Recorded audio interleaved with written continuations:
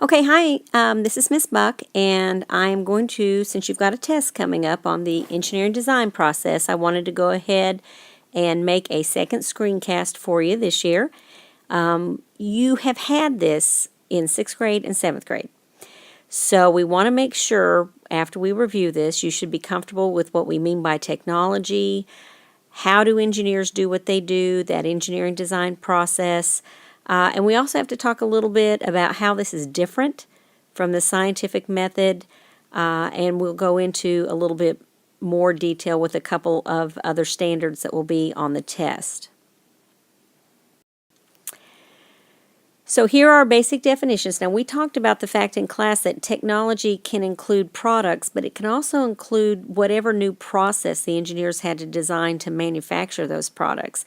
And remember, I really think technology depends, I've said this in class a lot, on where you are and when you are in time. So right now when we say technology, I know we always think of our cell phones and our tablets and our computers, but one day those might even be obsolete. And so engineering is just considered to be the process of creating technology, or remember, whatever processes go into making that new technology as well.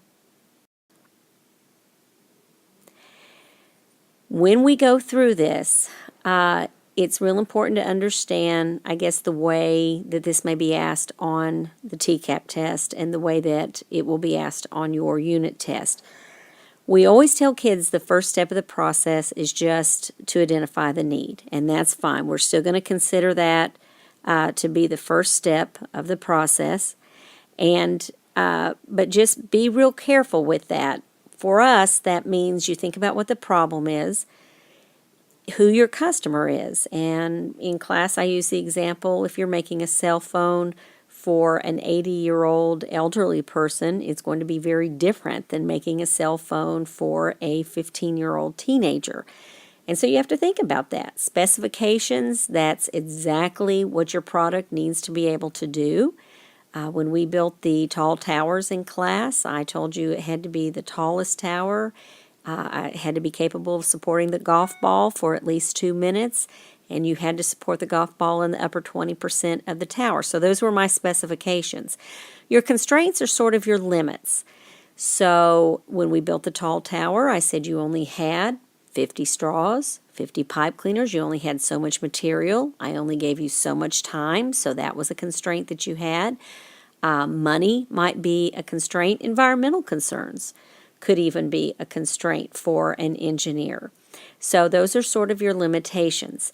Now, on your test and on the TCAP test, I will tell you that they consider research to be step 2. So identify the need. They would say that's step 1, and they want you to consider research as being step 2. And so as an engineer, you need to go research about materials. You might need to research current products that are on the market, just how exactly you're going to go about creating the new product that you've been asked to create.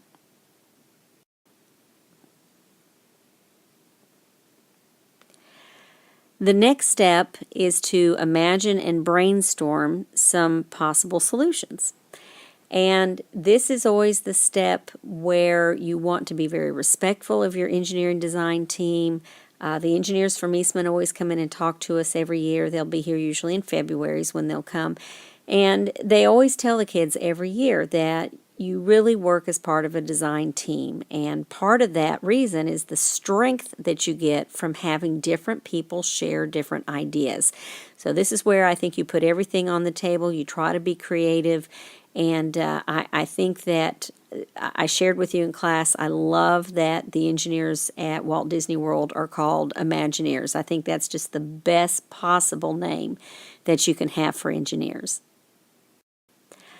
All right, so the next step would be, once you actually have that, it's going to be to build a prototype. Now be careful.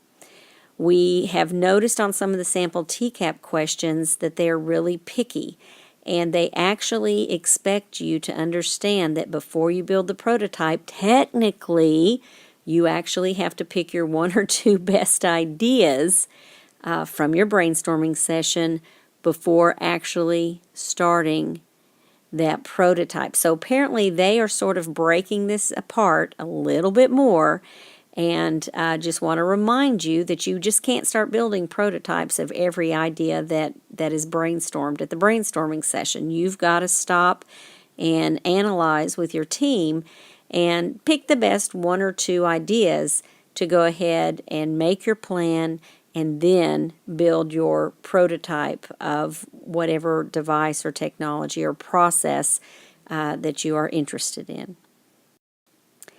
So once you've got a prototype, you better check it out. You don't ever start mass producing something without testing this prototype. So we want to test it. We want to find out if it works. This is the step that would include your cost-benefit analysis.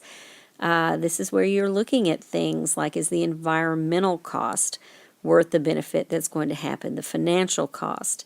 What are people willing to pay for a product? If it's the type of product that needs to be sold for a profit, those types of things have to be considered in this step.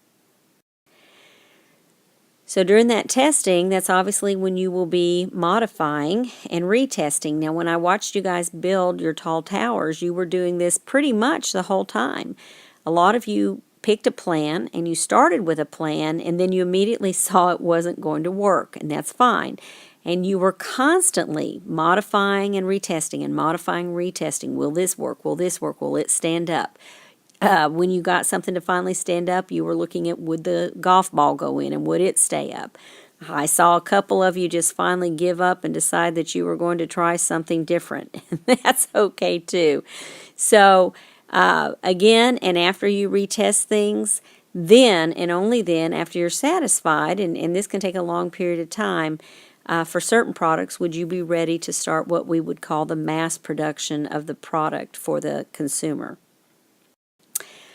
So every technology is considered to have an intended benefit, and that's just the purpose that the technology was designed to do. So when the engineer designed the product, what did he or she have in mind for the product? What was the specific intention? Almost every technology that I can think of always ends up with some unintended consequences. Now remember, the unintended consequences do not have to always be negative. I know a lot of times that they are. I know that most of our examples are negative. But you can have some positive unintended consequences. And the one that's mentioned in your textbook goes with cell phones. The fact that, yes, unintended consequences of cell phones were things like cell phone towers that disrupted the natural beauty of the environment, but cell phones have also had a lot of job creation with them, and that is considered to be an unintended consequence as well. Finally, the standard that I do not like, I think it's kind of a weak standard, but we do have to know this for the TCAP test, so we will take care of it. It's my understanding that assistive and adaptive, those two words, are used interchangeably in the real world. However, our standard says that there is a difference, and in looking really carefully at what the state of Tennessee feels the difference is, we have come up with this. An assistive bioengineered product is something designed to help, and we're looking for that key word of help or enable.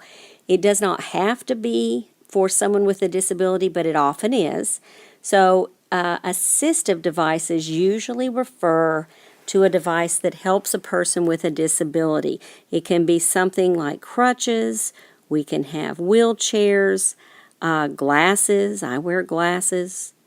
So it's just considered to be something that helps. Adaptive is different. It's considered to be a technology that's modified from its original form. So we talked about some things in class like TTY telephones, because those are modified from an original form. We talked again about doorbells, that when you ring them, you have flashing lights, perhaps for someone with a disability who cannot hear.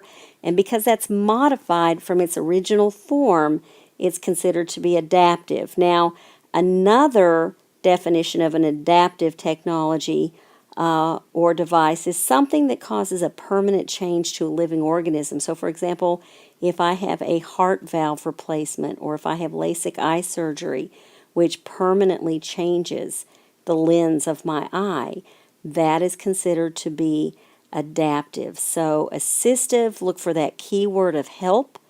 Adaptive, we really look for that keyword of something being modified from its original form or a permanent change to a living organism. Okay, I hope this helps you get ready for your quiz a little bit. See you next time.